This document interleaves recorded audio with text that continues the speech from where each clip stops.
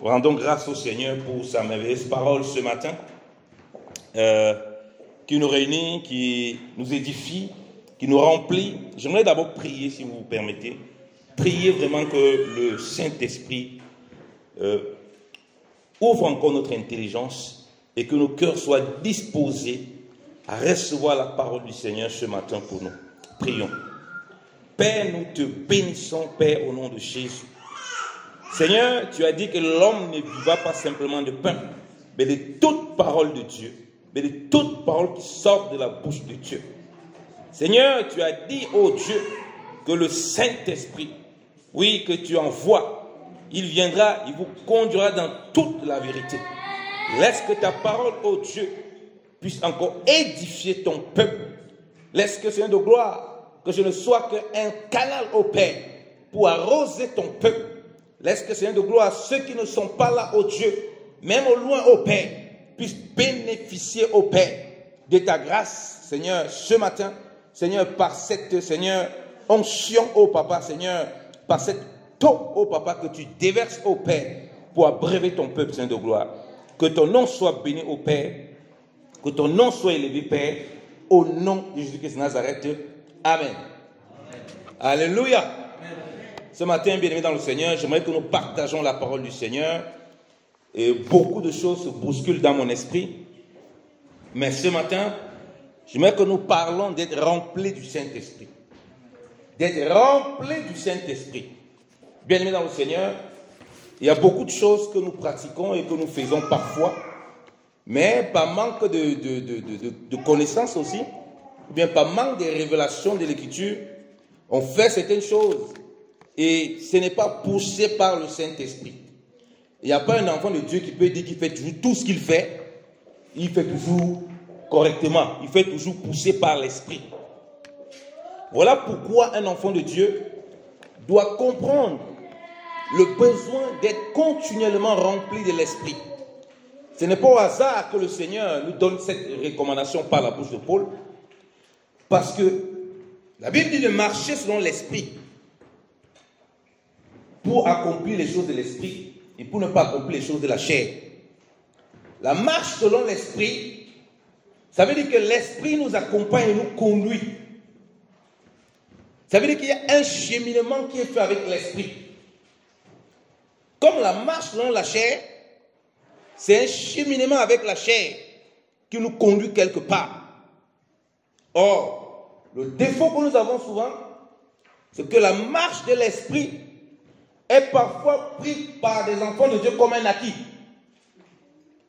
Et quand c'est pris comme un acquis, on n'est plus dans des conditions, on s'éloigne peu à peu des conditions qui nous permettent de vraiment marcher par l'Esprit et de demeurer dans l'Esprit. Je réexplique ça pour qu'on comprenne. On demande de marcher par l'Esprit. On a reçu le Saint-Esprit. On pourrait dire marcher simplement. Non. Tu as reçu le Saint-Esprit, on te dit de marcher par l'Esprit. Ça veut dire que tu peux marcher par la chair. Ça veut dire que le Saint-Esprit, Dieu veut que tu marches avec le Saint-Esprit. Ça veut dire qu'il y a un cheminement avec lui. Ce n'est pas un cheminement temporaire. Ce n'est pas un moment, je marche avec l'Esprit. Un moment, je marche avec la chair. Comme j'ai rencontré souvent certains bien-aimés, un moment, lorsqu'ils vont commencer à vivre une vie qui n'est pas agréable au Seigneur, ils disparaissent, on ne peut plus les joindre. Après, lorsqu'ils réapparaissent, ils me disent, mon frère, j'avais un peu un moment envie de prendre plaisir de la chair. Le bien-aimé me dit, non frère, vraiment tu voyais depuis ce temps, je ne t'avais pas eu, tu voyais, tu ne pouvais pas me joindre parce que je voulais profiter un peu de la chair. Donc voilà comment quelqu'un dit, voilà, donc il coupe la vie de l'esprit. Il dit non, je veux comment vraiment je marche un peu selon la chair. Et c'est ça que l'ennemi essaye parfois, et généralement de mettre parmi les enfants de Dieu. Pourquoi beaucoup de choses nous perturbent? Il n'y a pas la vraie joie. Il n'y a pas vraiment une vraie paix qui est installée. Il n'y a pas vraiment une vraie vie de l'esprit, des fruits de l'esprit qui nous permettent de surmonter des choses insurmontables, qui nous permettent de traverser des choses qu'on n'aurait même jamais pu imaginer qu'on pourrait traverser, qui nous permettent de voir des miracles de guérison, des choses dans notre vie que humainement c'était impossible. C'est parce que on veut marcher avec l'esprit un coup, on veut marcher avec la chair un coup. Voilà pourquoi on a une vie religieuse. La vie de l'esprit, comme dit la vie en Christ, ce n'est pas une religion. Marcher avec Christ, ce n'est pas adhérer à une religion. C'est marcher avec le Créateur du ciel et de la terre. Et s'il a créé le ciel et la terre, ce n'est pas toi qui t'as créé quelque chose peut lui dépasser. Ce n'est pas nous. C'est parce qu'il y a cette négligence de la vie de l'esprit. Sous prétexte que moi j'ai été baptisé du Saint-Esprit, moi je prophétise, moi lorsque je parle, les gens, je dis les gens veulent tomber même du ciel, tout le monde est impressionné. Mais cependant, tu es l'homme le plus malheureux, tu es l'homme le plus triste, tu ne parviens à rien. La chair a dominance sur toi parce que tu as pris un petit aspect de l'esprit et tu as laissé tout le reste. Dieu ne t'a pas seulement donné le Saint-Esprit à toi et moi. Il a dit maintenant il faut marcher avec. Donc, une chose est de recevoir l'Esprit, une autre chose est de marcher avec l'Esprit. Une chose est de recevoir mon frère Gianni. Ah, salut mon frère, je le reçois. Une chose est de marcher avec lui. Alléluia. Amen. Je peux le connaître, on se voit ici, mais je ne marche jamais avec lui. Ça veut dire qu'il y a des choses de lui que je ne vais jamais connaître. Il y a des choses de sa vie que je vais toujours ignorer. Il y a des choses qu'il va me dire, et il essaie de me dire, je ne vais pas entendre, parce que je ne suis pas en connexion avec lui. Alléluia. Amen. Donc, nous avons reçu le cadeau du ciel par Jésus-Christ, le Saint-Esprit de Dieu. Maintenant, Dieu dit, marche par l'Esprit. Marchons par l'Esprit. Et comme je dis là maintenant, c'est une autre paire de manches. Parce que pour marcher par l'Esprit, Dieu t'a donné des éléments importants. Il t'a donné déjà le Saint-Esprit. Il t'a donné la parole. Il t'a donné une communauté de frères et sœurs pour t'accompagner. Quand maintenant la chair, je dis, quand la chair commence à prendre le dessus, ou bien l'orgueil, tu commences à voir des éléments que tu as dans la parole. Peut-être si Dieu t'a fait grâce, tu prophétises, ou bien tu as prié pour que quelque chose s'est passé. Tu commences à taper ta poitrine. Oh, moi, je ne suis pas n'importe qui. Tu commences à penser que tu es quelque chose. Ou bien tu commences à vivre ta vie. Tu méprises les autres. Ou bien tu commences à vivre une vie un peu charnelle. Un peu comme certaines personnes disent de toute façon, je vois qu'il y a les miracles qui se passent dans ma main. Donc je peux continuer à vivre dans le désordre. Ça ne pose pas de problème. C'est là où tu te mets en danger. Et on a cette figure avec qui? Samson. Samson est un homme qui ne marche pas par l'esprit. Il marche par la chair. Pourtant, il a la puissance. Pourtant, il peut délivrer Israël. Pourtant, il est fort. Mais il n'y a pas la vie de l'esprit. Parce que la marche par l'esprit, c'est la vie de l'esprit qui est exprimée. C'est comme si je peux avoir un cadeau. Quelque chose, on m'a donné chez moi. Je le garde. Aussi longtemps que c'est chez moi, personne ne le voit, personne ne le connaît. Alléluia. Amen. Mais si je sors avec ce cadeau, je me balade, on le voit. On va identifier que j'ai quelque chose et on voit cette chose. La marche par l'esprit, c'est pourquoi au travers de nous, on voit la vie de Dieu qui est en Jésus-Christ de Nazareth. Amen. La marche par l'esprit, ce n'est pas pour impressionner les gens. Ce n'est pas pour... Donc, c'est pourquoi les gens confondent les dons et la marche par l'esprit et les fruits. Je peux parler ici du matin au soir quand je parle, le feu descend du ciel. Ça ne prouve pas que je marche par l'esprit. Je peux avoir un don. Je dis que le feu descend, comme Élie. Le feu descend. Mais ça ne veut pas dire que je marche par l'esprit. La La preuve, les disciples dans le chapitre 9, qu'est-ce que les disciples ont voulu faire? On a voulu empêcher qu'ils rentrent à Samarie. Jean a dit, mais Seigneur, tu veux qu'on invoque le feu? On veut invoquer le feu, ça va les consumer comme Élie avait invoqué. Qu'est-ce que Jésus a répondu? Alléluia. Vous ne savez de quel esprit vous êtes. Donc là, ce n'est plus l'esprit. C'est que vous savez que vous avez un pouvoir. Et que ce pouvoir-là, vous pouvez l'utiliser comme vous voulez. Alors quand tu marches par l'esprit, tu sais que tu as un pouvoir, mais tu ne l'utilises pas comme tu veux. Tu l'utilises comme le Saint-Esprit le veut. C'est ça la distinction. Parce que tout ce que tu vas faire va être conduit par le fruit de l'esprit. Voilà pourquoi, bien aimé dans le Seigneur, ce matin, je voulais insister sur la marche par l'esprit. Lisons ce passage que nous connaissons, Galates chapitre 5. J'ai dit que la marche par l'esprit, je commence d'abord par ça, que le Saint-Esprit nous donne de l'intelligence à comprendre bien cette profondeur.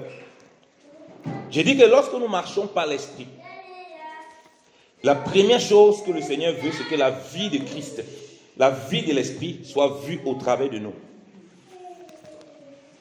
Avant les prodiges, avant les miracles, ou bien même au même moment que les miracles, peu importe, mais on doit voir la vie de l'esprit. Je lis la parole. Galates chapitre 5, à partir du verset 17. Non, à partir du verset 16. Je dis donc, marchez selon l'esprit et vous n'accomplirez pas les désirs de la chair. Car la chair a des désirs contraires à ceux de l'esprit et l'esprit en a de contraires à ceux de la chair. Ils sont opposés entre eux afin que vous ne fassiez point ce que vous voudriez. Si vous êtes conduit par l'esprit, vous n'êtes point sous la loi. Si vous êtes conduit par l'esprit, vous n'êtes point sous la loi, sous le jugement de la loi. Car celui qui est conduit par l'esprit, comme j'ai dit, il a le discernement de Dieu dans chaque chose qu'il veut faire. Vous voyez qu'on ne dit pas seulement que tu as l'esprit, commence à faire les choses. Non. Sois conduit. C'est un peu comme quelqu'un qui conduit ton volant. Qui a le volant, qui a le volant du véhicule. Ce n'est pas toi qui lui dis comment il doit virer, comment il doit accélérer. C'est lui qui sait quand il faut accélérer, quand il faut aller vite. Donc si on nous dit ça, ça veut dire qu'il y a tendance pour les enfants de Dieu à vouloir soi-même conduire la voiture. C'est-à-dire, on impose au Saint-Esprit, Saint-Esprit, moi il m'envoie là-bas, suis-moi. Ça c'est ce que le Seigneur dit. La marche par l'esprit ici, il ne s'agit pas de prendre le Saint-Esprit, l'amener où tu veux. Au contraire, de te remettre au Seigneur pour que lui, par son esprit, il te conduit où il a envie. Or, c'est là tout le problème que nous avons en tant qu'enfants de Dieu. Et quand c'est comme ça, la Bible dit qu'aucune loi ne peut te condamner. Parce que ce que tu vas faire sera conforme à la parole de Dieu. Voilà pourquoi, vous allez voir des personnes qui n'ont même jamais lu la Bible, qui sont même des personnes illettrées, qui n'ont jamais été à l'école. Mais ils vivent une vie chrétienne, c'est conforme à la parole de Dieu. Pourquoi? Parce qu'ils marchent par l'esprit. Tout ce qu'ils font, on est étonné. Ah, mais tu ne sais pas lire la Bible. Comment? Tout ce que tu fais là, c'est ce que la parole de Dieu nous enseigne. Pourquoi? Parce que c'est la vie de l'esprit qui agit. Et il est toujours dans les dispositions de l'esprit. Et on va aller au verset 22. Je vais parler du fruit, pour montrer les signes de ce qui parle de l'esprit. Mais le fruit de l'esprit, il laisse la chair, parce qu'on est dans la marche par l'esprit, donc je ne touche pas beaucoup la marche par la chair. Mais le fruit de l'esprit, on parle d'un fruit qui a plusieurs vertus. C'est l'amour, la joie, la paix, la patience, la bonté, la bénignité, la fidélité, la douceur, la tempérance. La loi n'est pas contre ces choses.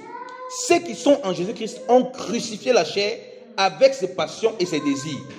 Si nous vivons par l'esprit, marchons aussi selon l'esprit. Alléluia. Amen. Voilà la caractéristique première ici que Dieu, par la bouche de Paul, nous donne par rapport à la marche de l'esprit, par rapport à celui qui est conduit de l'esprit. On voit un fruit qui est le fruit de l'esprit qui a plusieurs grappes. Vous voyez tous les éléments qu'on donne là.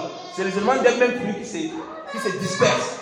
C'est-à-dire que quelqu'un qui commence à marcher par l'esprit, ces choses vont commencer à grandir. Parce qu'un fruit ne mûrit pas en un jour.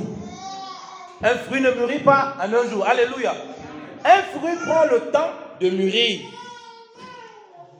Un fruit prend le temps de développer ses vertus. Et quand il a la maturité, c'est là où on peut manger. Les fruits sont faits pour être mangés. Alléluia. Amen. Voilà pourquoi je vous ai parlé de la marche par l'esprit. Les dons, on ne mange pas les dons. Les dons du Saint-Esprit, on ne mange pas. C'est les fruits Le fruit là, c'est agréable. Comme la femme a vu le fruit là, ah, c'est agréable à la vue. Mais le fruit du Saint-Esprit, le fruit qui est défendu, c'est agréable à la vue pour aller à la perdition. Mais le fruit du Saint-Esprit, c'est pour manifester la vie du Seigneur. Amen. Les gens en nous de contact doivent manger ce fruit. Amen. Ils doivent voir en nous la douceur. Et la douceur les touche. Et il va être doux comme nous. Ils doivent voir en nous la maîtrise de soi. Ils doivent voir en nous l'humilité. Parce que c'est ce fruit qu'ils veulent manger. Mais s'ils voient maintenant donc nous ne sommes pas remplis de l'esprit. Parce que nous avons les dons. Nous ne marchons pas sur l'esprit. Nous prophétisons des choses vraies. Mais une fois après qu'il n'y a pas le fruit, alors c'est là où la confusion s'installe. Voilà pourquoi on va distinguer les faux prophètes des vrais à cause de ça. Parce qu'on ne peut pas tricher avec les fruits. Tu peux appeler une papaye.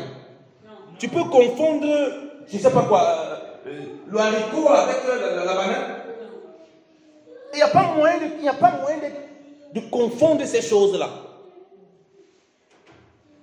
Donc, Dieu veut par la bouche de Paul que l'Église se distingue. Donc, il pourrait dire, vraiment, si vous marchez par l'Esprit, vous allez voir vraiment que tout va se passer bien dans votre vie. Vraiment, vous aurez le travail. Il ne parle pas de ces choses-là. Parce que même les gens dans le monde, ils l'ont. En faisant la fraude et toutes les choses, ils ont ça. Il ne parle pas de ça, ça n'a rien à voir. Il dit vraiment, oh, tu vas voyager, tu vas aller aux États-Unis, il faut laisser ça. Ça ne prouve en rien que tu ne marches pas l'esprit. Tout le monde peut faire ça. Mais si tu portes ces fruits, même si tu pars où, les fruits là, ça reste avec toi. Alléluia. La marche par l'esprit n'a rien à voir avec les choses terrestres. Oh, j'ai prié depuis longtemps. Depuis que j'ai pris vraiment, Dieu m'a visité. Il m'a donné le mari. Le mari rentre dans la maison maintenant. On dit maintenant, soumets-toi. Tu veux bagarrer avec le mari. Ou alors la marche par l'esprit alors. Ou la marche par l'esprit. Puisque si tu marches par l'esprit, quand Dieu te donne le mari, on voit une femme soumise. Alléluia. Quand Dieu te donne la femme, on voit un mari qui aime sa femme, qui est humble. Parce que le fruit de l'esprit se manifeste. Parce qu'il marche par l'esprit. Alléluia. Quand tu marches par l'esprit, la joie du Seigneur, la fidélité avec le Seigneur, les circonstances de la vie ne définissent pas ta joie, ne définissent pas si tu viens à l'assemblée. Oh, vraiment, depuis 10 ans que j'ai pris, je n'ai rien eu, je ne viens plus là-bas. Vraiment, depuis que j'ai vu ma vie chrétienne, c'est bizarre, rien ne marche. Ça, ce n'est pas la vie de l'esprit. Ça, c'est la vie de la chair. Tu es plein pour quoi? Là, tu priais pour quelle raison? Tu cherches quoi? Est-ce que c'est le Seigneur que tu cherches? Parce que ce Seigneur que tu cherches, quand il vient produire ses fruits, sois-en sûr, tout le reste, il va donner au nom de Jésus. On n'investe pas le rôle du Seigneur. Il a un schéma. Si tu n'es pas dans ce schéma-là, tu auras beaucoup de problèmes. On aura beaucoup de problèmes. Et le problème, c'est ça. C'est qu'un coup, on veut marcher par l'esprit, un coup, on veut marcher par la chair, un coup, on veut marcher par l'esprit, un coup, on veut marcher par la chair. Et on danse toujours comme ça. On est toujours en train de danser. Un bien-aimé, je me rappelle une fois qu'il me donnait un témoignage, une jeune sœur, qui voulait aller en boîte de nuit, que non, de toute façon, il faut un peu se faire plaisir avec des amis. Ah non, on dit non, tu es un enfant de Dieu, marche par l'esprit, produis des choses qui sont agréables au Seigneur. Ne te mets pas n'importe où parce que tu veux faire plaisir. Boîte de nuit avec les amis, bagarre générale commence là-bas, elle ne vient même pas mêler, bouteille se casse, voilà comment dans la bagarre, la bouteille la prend et elle perd sa vie. Vous voyez, la marche par l'esprit, quand tu marches par l'esprit, tu ne pars pas où tu as envie, parce que non, ah bon, j'ai envie d'aller quelque part comme ça, vraiment, ça me plaît, vraiment, j'ai envie des amis, je vais leur faire plaisir. Non. Voilà comment quelqu'un a perdu sa vie, comme de rien du tout. Un autre se retrouve comme ça, à une soirée avec des amis, parce qu'il n'a pas prié, pour être sûr que le Seigneur veut qu'il aille là-bas. Il part à une soirée des amis, voilà, qui sont vraiment, qui ne craignent pas Dieu, qui vivent une vie vraiment de désordre. Et dans cette soirée arrosée, c'est comme ça que quelqu'un devient fou. Une âme sort, popo, voilà le frère qui est mort. La marche par l'esprit, Dieu conduit où le Saint-Esprit veut t'amener. Et ces fruits-là doivent être, bien aimés dans le Seigneur, ces fruits-là doivent être On dit la joie, la paix, la patience, la tempérance, la bonté, l'amour. Mais quand on regarde la vie des chrétiens, parfois on se demande même si le fruit là, ce n'est pas une utopie. Est-ce qu'on rêve même si on a vraiment ces choses-là? Donc avant toute chose, voilà un des éléments que nous devons porter qui prouve qu'on ne marche pas l'esprit. Donc si tu veux prouver que tu ne marches pas l'esprit, prophétise comme tu veux prophétiser. Prie en langue. Viens même donner l'offrande de 1 milliard ici. Tant qu'il n'y a pas ça, tu ne marches pas par l'esprit. Tant qu'il n'y a pas ça, tu ne marches pas par l'esprit. Les pharisiens, elles m'ont donné. Jésus a dit que la femme qui a donné 2 personnes a donné plus que tous. Parce qu'ils ont seulement donné le superflu. Est-ce que ce n'est pas l'esprit qui faisait? C'était pour que les gens voient aussi qu'eux ils donnent, alors qu'ils donnaient beaucoup. Mais ce n'était pas animé de l'esprit. Dieu insiste que les enfants de Dieu marchent par l'esprit. Parce que c'est ça qui va encadrer tout ce qu'ils font. Et tout ce qu'ils touchent. Pour se distinguer. Comme je dis, parce que le fruit, on mange. Qui parmi nous n'a pas déjà vu des gens autour de nous qui voient qu'on est tout le temps joyeux, on a tout le temps la paix, et qui ne viennent pas, qui demandent, mais toi tu fais comment pour être tout le temps joyeux comme ça? Toi tu fais comment pour être tout le temps avoir la paix? Lorsqu'on annonce qu'on va virer les gens du travail, mais toi tu as la paix, tu chantes toujours des cantiques bizarres là. Qu'est-ce qui se passe? Quel est ton secret? Mais si les personnes voient, toi aussi tu es au travail, tu es nerveux, visage froissé, tu ne dis pas bonjour aux gens, tu es toujours bizarre, tu es dans un comportement. Et en même temps tu parles tout le temps de Jésus, il dit, son Jésus là c'est un Jésus fâché. Hein? C'est un Jésus qui est tout le temps fâché. Mais ils ne voient pas le fruit de l'esprit. Lorsqu'on demande de pardonner, humilité, ils ne voient pas. Tu vas venir dire que tu es rempli du Saint-Esprit. On dit, mais de quel Saint-Esprit tu parles? Des Saint-Bouderie ou des Saint-Esprit? Toi, tu es toujours colérique. Tu ne peux pas, aucune bonté. Vous voyez même dans les gens, dans les entreprises, où on fait des choses, où on fait des cadeaux pour donner aux collègues, c'est toujours le chrétien qui ne donne pas. Les autres païens, ils cotisent, ils donnent. Le chrétien ne donne pas. Demain, il va prêcher. Jésus revient bientôt, dit mon frère qui arrive ton Jésus. Pardon, éloigne-nous, éloigne-toi vraiment. Laisse-nous avec ton Jésus, ne vient bientôt. On a vu à quoi il ressemble. Parce qu'il n'a pas compris que la parole qu'il dit, quoi qu'elle soit vraie, elle doit d'abord être. Donc, ce qui doit accompagner cette parole, c'est le fruit de l'esprit, c'est la vie de l'esprit. Amen. Avance, pasteur. Parce que si on ne voit pas la bonté chez toi, qui va s'approcher de toi? Quel va le théâtre Jésus? Laisse-nous ça, mon frère. Pardon, on va parler ça dehors là-bas. Non, on te connaît ici.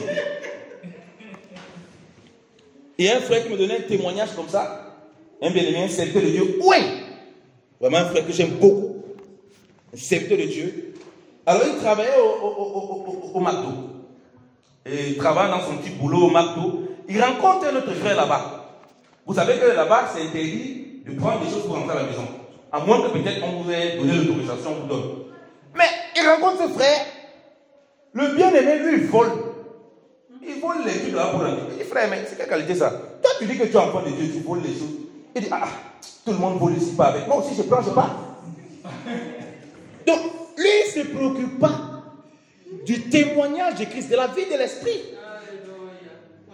Parce que Paul n'a pas tout cité lettre par lettre. L'honnêteté et la sincérité fait partie de ses fruits. Donc, comment est-ce que quand le païen qui est à côté de lui, pendant que le païen Paul, il met dans le sac, lui il prend aussi, il met dans le sac. Et quand il sort du travail, il dit que mon frère, tu sais que Jésus t'aime, Jésus devient bien. Aïe, ça c'est grave ça. Il va te parler que non, moi je suis parti du Saint-Esprit. Il va commencer à prier en langue. En tout cas, je ne sais pas de quel esprit tu es animé, mais en tout cas, toi et moi, on a le même esprit. Hein? Parce que si ton esprit là, ça vole comme pour moi, alors je ne sais pas quelle est la différence entre nous deux. La seule différence, c'est que toi, tu as mis devant ton esprit là Jésus. Et moi, je n'ai rien mis dedans.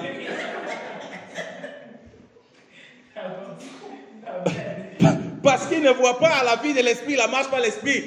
Vous êtes encore différent. Puisque tu as pris les acquis, ce que tu dis est bon, ce que tu dis est vrai.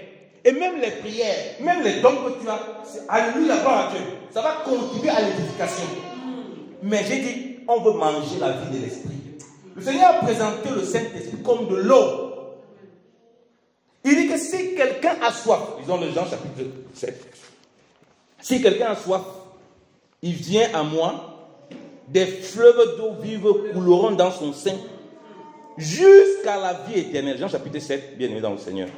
Donc, je dis que le fruit de l'esprit, on mange parce que la vie de l'esprit, c'est ça que les gens doivent manger. Si les gens ne mangent pas ça, on a un problème. Bien aimé dans le Seigneur. On va lire Jean chapitre 7.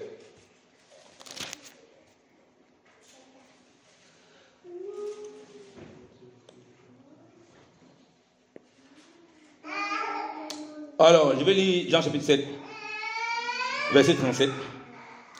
Le dernier jour, le grand jour de la fête, Jésus se tenant debout, s'écria, si quelqu'un a soif, qu'il vienne à moi et qu'il boive. Je vous ai dit que les fruits de l'esprit, la vie, quand on manifeste la vie de l'esprit, on doit produire des fruits de l'esprit. Et le but du Seigneur de produire ces fruits, c'est que ça puisse nourrir les gens. Comme je dis toujours, c'est ça la véritable nourriture au travers de la parole de Dieu. La parole de Dieu doit être mûre, elle doit être préparée. Quand on dit la nourriture, qui mange une nourriture qui n'est pas préparée? À moins que ce soit des choses qu'on peut manger sans être préparées. Donc même les choses qu'on peut manger sans être préparées, il faut qu'elles soient mûres. Alléluia. Donc la vie de l'esprit, c'est la nourriture. La parole de Dieu, c'est la nourriture. Je veux qu'elle est mûre. Voilà pourquoi il peut donner sa chair. Il pourrait donner sa chair quand elle était petite. La chair, elle n'était pas encore mûre. Quand il est là maintenant mûr, il est prêt à se donner à la croix. Là, on peut manger sa chair. Alléluia. Il dit, le dernier jour, le grand jour, c'est qu'il y a si quelqu'un a soif, qu'il vienne à moi et qu'il boive. Celui qui croit en moi, des fleuves d'eau vive couleront de son sein, comme dit l'Écriture. Et il dit cela de l'esprit que devait recevoir ceux qui croiraient en lui, car l'esprit n'était pas encore, parce que Jésus n'était pas encore glorifié. Amen. Donc, j'ai dit, le Saint-Esprit se présente ici, c'est nous présente le Saint-Esprit comme des fleuves. On n'a pas dit un gobelet, c'est pas un gobelet, c'est pas un fleuve. Des fleuves. Quand tu viens à Christ, tu as soif. Il dit, c'est des fleuves. Donc, vous et moi, chacun de nous, il transporte des fleuves. Et quand on a l'eau, c'est pour quoi faire? C'est pour boire et pour donner à boire aux autres. Donc, la vie de l'Esprit vient pour que les gens voient, comme la Bible dit dans le livre de Pierre, 1 Pierre chapitre 2, comme vous avez goûté que le Seigneur est bon. Donc, pour que les gens ils goûtent au travers de nous comment le Seigneur est bon. Amen. Pour qu'ils goûtent. Mais si les gens ils voient, même déjà dans l'église, on prétend marcher par l'esprit, on n'assiste pas les saints. Alors, ne comptons même pas de parler d'assister les gens qui sont dehors. Mais comment est-ce qu'ils peuvent reconnaître que notre Dieu là, c'est authentique? Parce que si l'aspect des prodiges et des miracles, il faut qu'on fasse aussi le faire. C'est ce que le Seigneur a dit. C'est pourquoi le Seigneur a dit qu'on va les reconnaître à leurs fruits. Parce qu'il sait bien que c'est à ce niveau-là que la distinction va se faire. Pour voir celui qui marche par l'esprit et celui qui marche par un esprit de python. Parce que celui qui marche par un esprit de python, tôt ou tard, il sera confronté au problème de produire des fruits qui sont conformes à ce que le Seigneur attend, qui sont conformes à ceux de l'Esprit et qui manifestent et qui glorifient Jésus-Christ crucifié, enseveli et ressuscité. Alléluia. Donc il nous présente des fleuves. Donc, j'ai l'impression que nous, dans l'église, on n'a que les gobelets, chacun les petits gobelets. Chacun son petit gobelet, vraiment, il se contente de son petit gobelet du Saint-Esprit. Non, bien aimé, ce n'est même pas un fleuve, hein. C'est des fleuves. Des fleuves d'eau, bien évidemment, le Seigneur. Donc vous et moi, le Seigneur veut on est des réservoirs. Des réservoirs par lesquels le Saint-Esprit doit toucher, doit arroser les gens. Donc où on se trouve quelque part, c'est en nous qu'on doit voir l'eau de vie. Amen. Parce que maintenant quand tu crois le fleuve vient couler, tu ne viens un instrument pour que l'eau au travers de toi coule et les gens boivent. Mais pour ça, il faut la vie de l'esprit. Si tu n'as pas la vie de l'esprit, tu vas voir les fleuves là comment? Tu vas prendre seulement ton gobelet et tu vas te contenter du gobelet. Et c'est ce qui se passe dans l'église. On ne veut pas payer ses prix. Non, non, non, non. On ne veut pas être dans des conditions. C'est pourquoi il dit que ce n'est pas simplement lorsqu'on a cru. On a cru, on a reçu le Saint-Esprit, on a le feu, tout ça. Il y a une condition dans laquelle on doit toujours être. C'est ça que je voulais, c'est la seconde partie. Pour continuer à vivre, parce qu'on va se dire, pourquoi parfois on marche par la chair? Comme j'ai dit, on est souvent dans une condition où, de toute façon, on connaît les choses de Dieu et on marche avec des acquis. Parce qu'on a reçu certaines choses du Seigneur et on néglige les choses qui nous permettent de pouvoir demeurer et marcher dans cette vie de l'esprit. Alléluia. Première condition, déjà il faut être conscient qu'un enfant de Dieu doit être rempli du Saint-Esprit. Pas aujourd'hui, mais continuellement dans sa vie chrétienne. Je répète encore, première des choses, Jésus-Christ est né du Saint-Esprit. Oui ou non? Il est entièrement du Saint-Esprit. Mais vous voyez que pour qu'il serve, il fallait qu'il soit dans l'obéissance. Et ensuite, on dit le Saint-Esprit descend sur lui comme une colombe. Et il fut rempli du Saint-Esprit. Et il pouvait aller dans le désert. Mais est-ce qu'il avait besoin de ça puisqu'il est né entièrement du Saint-Esprit? Là, tu vois le cheminement d'un enfant de Dieu. Tu es né de l'Esprit. Première action que je vais parler, l'obéissance. Dans l'obéissance de faire ce que le Père veut, tu es rempli de l'Esprit pour accomplir la volonté du Père. Alléluia. Je prends le premier aspect, comme dit par Christ. Le premier niveau pour nous en tant qu'enfants de Dieu, Dieu veut des enfants obéissants. Et il veut qu'on soit comme des petits enfants. C'est-à-dire, un petit enfant, il sait qu'il apprend toujours.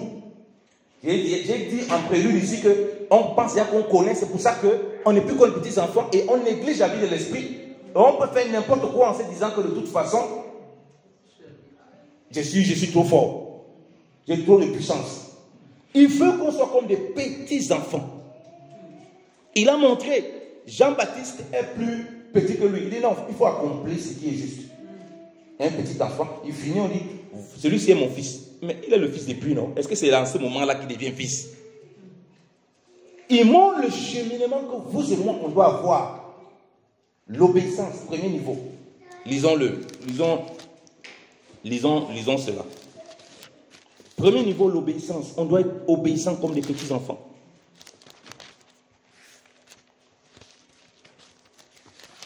Matthieu, on va lire Matthieu chapitre 3. Non, on va même lire Luc. Je parlais de l'obéissance. On va lire Luc. On va plutôt lire Luc.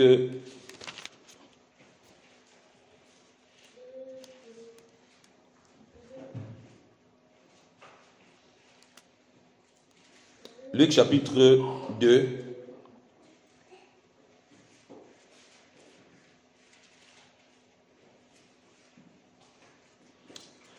À partir du verset 51, quand Jésus-Christ a été laissé au temple et puis on est venu le rechercher, on est rentré avec lui, il est écrit, je vais lire à partir du verset 51 autant pour moi. Puis il descendit avec eux pour aller à Nazareth. Il leur était soumis. Sa mère gardait toutes ces choses dans son cœur, toutes les choses qu'il disait. Jésus croissait en sagesse, en stature et en grâce devant Dieu et devant les hommes. Amen. Il était soumis. Donc, il était un enfant obéissant. Voilà pourquoi il pouvait accomplir le dessein de Dieu pleinement. Et maintenant, quand il va aller au verset, après être baptisé, on part directement. Alors,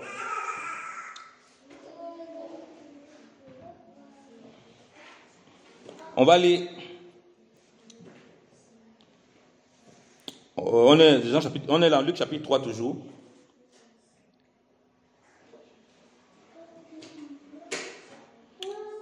On va lire à partir du verset 21. Tout le peuple se faisait baptiser. Jésus fut aussi baptisé. Et pendant qu'il priait, le ciel s'ouvrit. Et le Saint-Esprit descendit sur lui, sous une forme corporelle, comme une colombe. Et une voix fit entendre du ciel ces paroles. Tu es mon fils bien-aimé. En toi, j'ai mis toute mon affection. Amen. Je vais donner le cheminement. J'ai dit premier niveau, l'obéissance. Un homme qui ne continue pas à obéir à Dieu comme un petit enfant. On a vu le petit. Il savait qu'il devait faire l'œuvre de son père. Donc toi et moi, on sait qu'on va faire l'œuvre du Père. mais on ne le fait pas dans la désobéissance. Il est né du Saint-Esprit entièrement. Il pouvait dire, foutez-moi le camp. Il pouvait dire, laissez-moi tranquille. Vous ne pouvez rien m'enseigner. Parce que de toute façon, moi je suis né du Saint-Esprit. Mais il a été soumis, obéissant. Un des problèmes dans l'église, donc, pourquoi on ne marche pas dans l'esprit? On ne marche pas l'esprit, c'est qu'on devient désobéissant à l'assemblée. On se dit qu'on connaît déjà plus que tout le monde. Il connaissait plus que ses parents, ça c'est sûr. Mais lui-même, il se soumet. Et là, il peut toujours recevoir les instructions du Père. Parce qu'il sera toujours dans cette marche de l'esprit, soumis à l'esprit, c'est-à-dire rempli de l'esprit. J'ai parlé des fleuves. Rappelez-vous, le deuxième participe, il faut comprendre que la marche de l'esprit nous conduit à être toujours rempli du Saint-Esprit. Ensuite, on voit là qu'il s'est fait baptiser par Jean-Baptiste. Rappelez-vous que Jean-Baptiste le présente dans le livre de Jean, il dit, voici la lumière de Dieu qui ôte le péché du monde. Il est allé se faire baptiser comme tout le monde. Là, ici, je vais attirer l'aspect sur quelque chose de différent des autres. La Bible dit qu'il s'est mis à prier. Alléluia. Il s'est mis à prier. Le ciel s'est ouvert. Il s'est mis à prier. Donc, première étape, l'obéissance. On voit le Saint-Esprit nous conduire.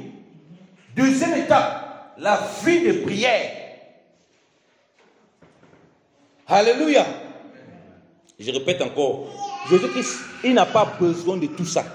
Toutes ces choses, c'est écrit, c'est pour vous et moi. Pour qu'on voie, parce qu'il est le chemin, la vérité, la vie. Il nous montre le chemin. Parce que lui, il n'a pas de péché. Il est né du Saint-Esprit. Entièrement né du Saint-Esprit. Et là, une fois qu'il est baptisé, il prie. Et on dit que le Saint-Esprit est descendu sur lui sous une forme de colombe. Mais il est né entièrement du Saint-Esprit. Pourquoi il a besoin que le Saint-Esprit descende sur lui? Parce qu'il doit accomplir la mission du Père. Parce qu'il doit rentrer dans l'œuvre que Dieu l'appelle. Alors qu'on a vu, depuis qu'il a 12 ans, il sait exactement ce qu'il doit faire. Mais pourquoi directement il ne rentre pas là-bas? Pourquoi il a besoin? C'est pour vous et moi. Il nous montre le modèle. C'est lui qui est né entièrement du Saint-Esprit. Depuis le ventre de sa mère. À plus forte raison, nous qui avons marché et qui l'avons rencontré, il s'est fait connaître à nous, qui avons reçu son esprit. Donc beaucoup de gens se disent, oh, je suis baptisé du Saint-Esprit. Moi, je n'ai plus besoin d'être rempli du Saint-Esprit. Alors lui, il va leur dire quoi, Jésus-Christ? Lui, il est né entièrement du Saint-Esprit. C'est ça qui fait en sorte que comme tu penses que tu es baptisé du Saint-Esprit, le baptême, c'est quand on te plonge une fois, tu ressors. À un moment, l'eau va sécher sur toi. Mais celui qui est rempli, comme dit les fleuves d'eau vive, le gobelet là, ça ne va pas suffire. L'eau ne va jamais finir. Alléluia. Parce que le fleuve va continuer seulement à couler. Mais il donne les conditions dans lesquelles on est. Obéissance, prière. Et il ne prie pas. Oh, vraiment, viens me baptiser du Saint-Esprit. Il prie. Il se recommande au Seigneur, il vient d'être baptisé d'eau. Voilà ce que le Saint-Esprit opère pendant qu'il prie. Parce que le but de la prière, c'est pour entrer dans les voies du Seigneur. Amen. C'est pour faire ce que le Seigneur te demande. C'est pour marcher selon la statue de Christ. C'est pour accomplir la volonté du Père. Et pendant que tu es dans cette prière, où tu désires avant toute chose, puisqu'on est dans l'obéissance, la prière vient accompagner ton obéissance. Parce que tu as besoin de la prière pour discerner ce que le Seigneur attend de toi et pour savoir comment marcher aussi. Et là-dedans, une réponse du Père, sans que tu ne le demandes même. Voilà la réponse du Père, c'est qu'il envoie la colombe sur toi, comme il envoie Jésus-Christ. Il te remplit de l'esprit, alors que tu as de l'esprit. Celui-ci est mon fils, en qui j'ai mis toute mon affection. Va faire ce que je te demande de faire. Et comme je dis, le but c'est quoi? Ça te conduise où tu dois aller par l'esprit. Et où la chair ne peut pas accepter d'y aller. Alléluia. La prière. Donc, vraiment, je n'ai rien contre, mais vraiment, enfermer les gens 40 jours 40 jours, tu cherches le baptême du Saint-Esprit. Quand tu vas finir dedans, le baptême, ça va finir. Tu vas finir. On t'a plongé dans le groupe. Tu vas te baptiser de l'Esprit. Le Saint-Esprit ne veut pas seulement que tu sois baptisé. Il veut que tu sois rempli. Parce que tu es baptisé, à un moment, tu n'as plus rien. C'est comme quand on baptise dans l'eau. On parle de baptiser, l'eau le ressort. Il a quoi dans l'eau là-bas? Mais on a vu dans Jean chapitre 7, les fleuves d'eau vive. C'est-à-dire qu'il faut que l'eau coule toujours. Et Jésus-Christ, donc, il te montre une clé. Il prie. Il doit rentrer dans la volonté du Père. Il sait qu'il a besoin d'être rempli du Saint-Esprit. C'est-à-dire d'être saisi constamment de l'Esprit. Alléluia. Et maintenant, on peut lire maintenant le chapitre 4, verset 1. Qu'est-ce qu'il est dit? Une fois qu'il y a l'obéissance, comme un petit enfant, même si on connaît la volonté du Père, c'est pourquoi les gens sont trop pressés dans l'église. Oh, je suis appelé. Oh, Dieu m'appelle. Tu vas aller visiter les nations. Oh, je vais faire telle chose. Il est pressé. Et là, c'est comme ça que la chair s'installe. L'ennemi le piège. Il le tend un piège. C'est comme ça qu'il détruit sa vie de prière. Il détruit sa vie de méditation. Il détruit son obéissance. Voilà pourquoi tu vas maintenant opérer qu'avec soi-disant la puissance. Mais en réalité, il n'y a plus le fruit de l'esprit. Et là, ça devient dangereux. L'ennemi fait de toi, il fait de nous ce qu'il veut. Et nous devenons ses proies. Regardez maintenant ce qu'on dit au chapitre 4, verset 1. Jésus, rempli du Saint-Esprit, revint du Jourdain et fut conduit par l'Esprit dans le désert. Amen. On dit Jésus, rempli du Saint-Esprit. Il est né du Saint-Esprit. Comment tu es encore rempli du Saint-Esprit?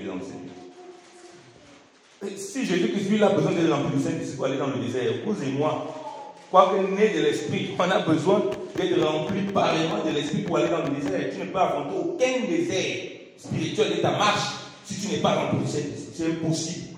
Tu vas faillir.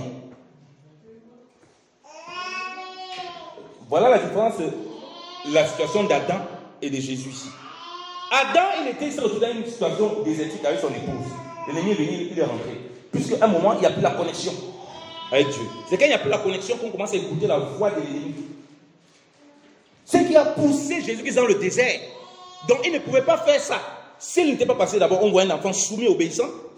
Si après, quand il se fait baptiser, il n'est pas dans une vie de prière pour se recommander au Père.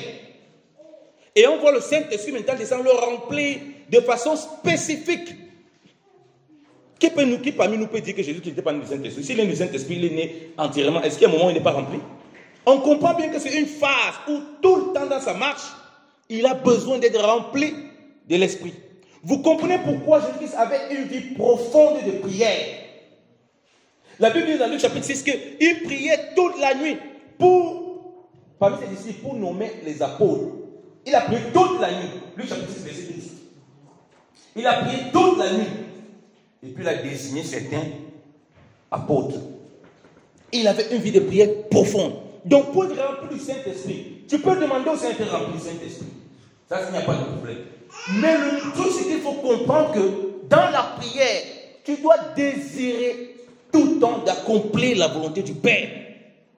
Tu dois prier pour que tes objectifs et tes desseins, ce n'est que faire la volonté du Père. Et c'est là que le Père, il voit ta condition de prière, tout le temps les genoux fléchis pour prier. Lui-même, il te remplit de l'Esprit. Alléluia. Pour que tu puisses accomplir cette mission. Donc aujourd'hui, parfois les gens ont mal compris le baptême. Quelqu'un est baptisé une fois, c'est fini. Il prie en langue, il prophétise, il a les miracles, il a les visions, les songes. Il s'arrête là, il commence à vivre une vie charnelle. Il commence à avoir les visions. Il se dit comme toujours, il a toujours les visions et les songes. Ça veut dire qu'il marche par l'esprit. C'est faux. Ce n'est pas vrai. Tu dois toujours être rempli de l'esprit. Paul dit ceci. Lisons-le. Dieu dit par la bouche de Paul, pour mieux préciser, Éphésiens chapitre 5. Éphésiens chapitre 5.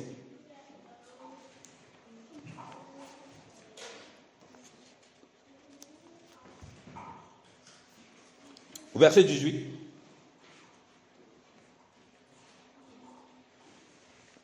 Et même à partir du verset 17. À partir du verset 16. Rachetez le temps car les jours sont mauvais. C'est pourquoi ne soyez pas inconsidérés, mais comprenez quelle est la volonté du Seigneur. Ne vous enivrez pas de vin, c'est de la débauche. Soyez au contraire remplis de l'Esprit. Alléluia. Rachetez le temps, car les jours sont mauvais. On rachète le temps, comme il dit ici, dans la prière. On rachète le temps ici dans la parole. Pas pour aller chercher nos propres choses pour essayer d'impressionner les gens, mais pour chercher quelle est la volonté du Seigneur. Parce qu'il dit bien, au verset 17, c'est pourquoi ne soyez pas inconsidérés, mais comprenez quelle est la volonté du Seigneur. Donc, on ne comprend pas toujours la volonté du Seigneur. On a besoin de la comprendre. Ce n'est pas parce qu'on est né de l'esprit qu'on la comprend tout le temps. On la comprend au premier niveau, au niveau basique. Mais au fur et à mesure qu'on marche, il y a des choses qui nous échappent. Il y a des choses qu'on ne comprend pas. Et pour ça, il continue plus loin. Soyez remplis du Saint-Esprit. Ça veut dire qu'il arrive un moment dans ta vie, tu as le Saint-Esprit, mais tu n'en es pas rempli. On dit soyez. C'est une recommandation, soyez. On n'a pas dit si ça vous plaît, si ça vous arrange. Parce qu'on sait qu'on ne peut pas discerner quelle est la volonté du Père. Parce que tu connais la volonté du Père, tu veux le servir. Mais tu ne connais pas tel jour, telle chose qu'il faut faire. Comme on a vu Jésus-Christ dans le désert. Ça, c'est un aspect qu'il doit vivre. Il sait qu'il doit servir le Père. Mais il y a des aspects, chaque jour dans ta marche, auxquels tu dois être confronté. Et si toi et moi, on n'est pas remplis de l'Esprit, on ne prie pas, on n'est pas dans une disposition de prière pour que le Saint-Esprit, il accomplisse, soit de façon consciente, soit de façon inconsciente, alors on aura un problème. Parce que lorsque le Saint-Esprit est venu là, on a présenté la colombe et tout, Jésus qui a rempli le Saint-Esprit, mais on n'a pas vu Jésus se mettre à prophétiser, parler, faire des choses. Mais on nous dit le pourquoi. Parce qu'à cause de ça, il pouvait maintenant aller dans le désert. Et on sait que dans le désert, il devait rencontrer qui? Le diable. Toi et moi, dans le désert qu'on va traverser, on va rencontrer les obstacles, on va rencontrer les ennemis. Dans ton travail, dans les activités que tu fais, tu vas rencontrer de l'adversité. C'est ce que ça veut dire, ce désert-là. Parce que tu suis les traces de Christ. Mais si tu n'as pas été dans la prière pour être rempli de l'Esprit, et te disant que non, de toute façon, j'avais été baptisé du soi-disant Saint-Esprit, j'ai les dons qui se manifestent, je suis très puissant, je connais la Bible, vraiment je suis rempli des Écritures, tu vas arriver, au lieu de manifester les fruits de l'Esprit, c'est la bagarre qui va commencer. Tu vas commencer à taper tout le monde. Tu vas rentrer, on va voir un Jésus boxeur, un Jésus bagarreur, un Jésus vraiment qui aime la guerre, un Jésus charnel. Et c'est ce qui malheureusement nous échappe souvent. Avant d'aller là-bas, il a prié. Jésus-Christ a dit à ses disciples, vous le connaissez, il a dit, soyez remplis du Saint-Esprit. Même quand il s'attend à la Pentecôte, bien évidemment, Seigneur. Dites-moi, il savait quand est-ce que le Saint-Esprit devait descendre sur eux? Qui connaissait quand ça allait descendre sur eux? Vous comprenez pourquoi je vous ai parlé de la vie de prière? Paul sait ça. C'est pourquoi il dit aux disciples, priez sans cesse. Parce que dans la prière, il y a un mystère qui s'opère pour qu'on comprenne quelle est la volonté du Père, pour qu'on continue à garder les fruits. Parce que lorsqu'un arbre produit des fruits, un temps les fruits sont mûrs, on mange, cet arbre doit reproduire les fruits. Alléluia. Donc ne faut jamais croire que quand tu as produit les fruits, c'est bon, je suis un enfant de Dieu, j'ai assez produit les fruits. Ça, c'est la sélection de l'ennemi. Donc, toute notre vie, on doit produire les fruits de l'esprit dans notre marche. Parce que c'est ça que les gens se nourrissent. Ils nourrissent. Et l'ennemi veut nous faire croire un moment que tu as déjà assez produit assez de fruits de l'esprit. C'est faux. On n'est jamais assez bon. Alléluia. On n'est jamais assez doux. Alléluia. On n'est jamais assez humble. On n'est jamais assez rassasié de l'esprit parce que Dieu est infini. Tu vas rassasier de Dieu comment? Dieu est infini. Même quand tu es rassasié, tu as encore faim. Alléluia. Il dit, soyez remplis du Saint-Esprit. Et il compare le Saint-Esprit ici. Il fait un parallèle avec le vin. Ne vous enivrez pas, mais soyez remplis du Saint-Esprit. Or, rappelez-vous qu'on a parlé au Saint-Esprit d'un fleuve.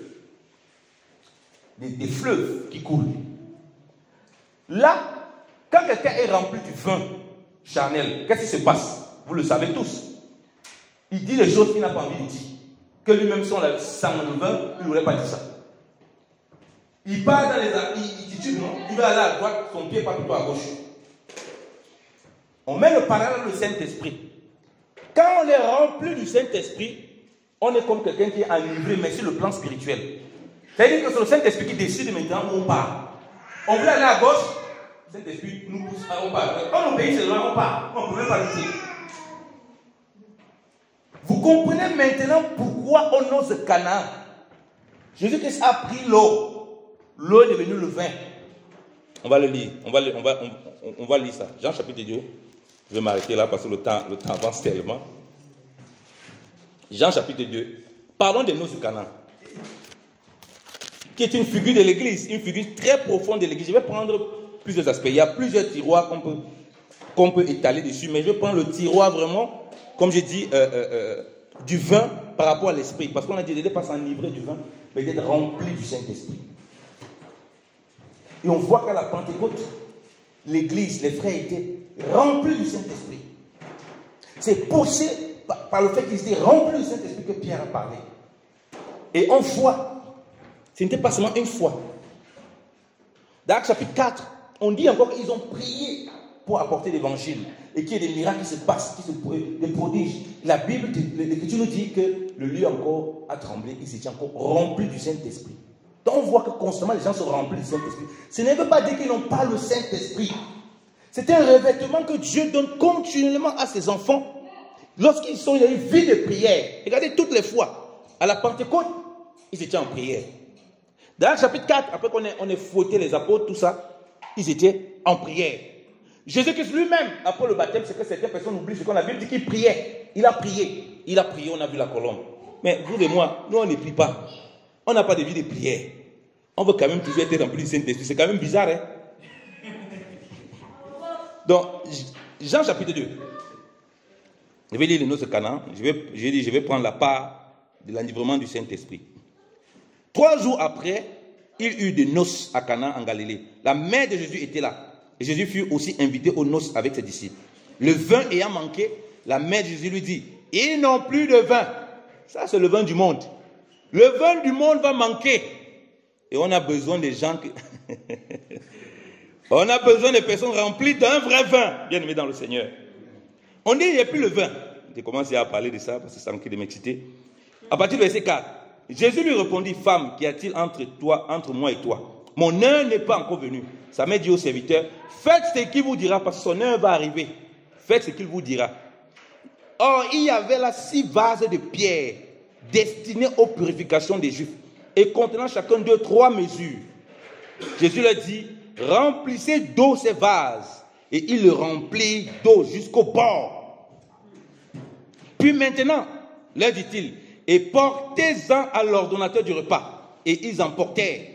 Quand l'ordonnateur du repas eut goûté, l'eau changée en vin, ne sachant d'où venait ce vin, tandis que les serviteurs qui avaient puisé l'eau le savaient bien, il appela l'époux et lui dit, tout homme sait d'abord le bon vin, puis le moins bon vin après qu'on s'est enivré. Toi, tu as gardé le bon vin jusqu'à présent. Amen. Comme le temps est parti, je ne vais pas être long là-dessus. Il y a beaucoup de choses à dire dedans, mais je vais prendre l'aspect de la marche par l'esprit.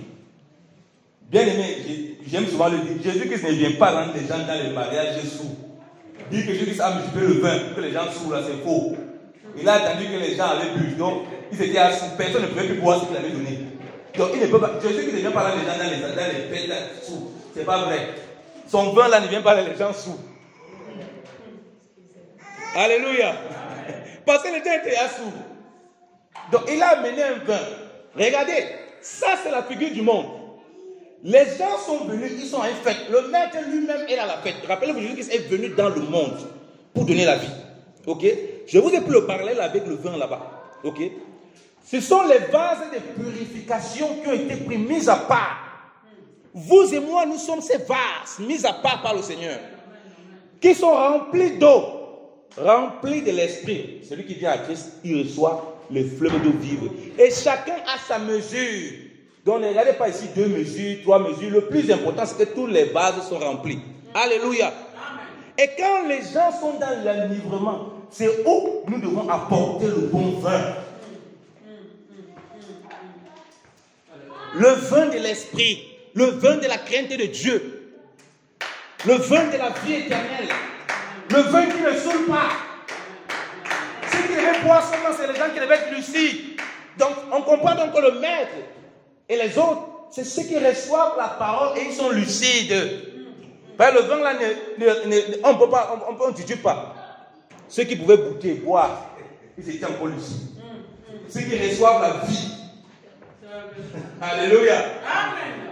Donc l'église est appelée à vivre ces choses. Donc tu es un vase. Donc les noces de Canaan là, quand tu parles, tu comprends que tu es ce vase que Jésus a rempli d'eau. Mais si tu n'es pas dans la vie de prière, comment l'eau là va se transformer en vin? Pour que les gens voient que c'est le Seigneur qui a le meilleur vin.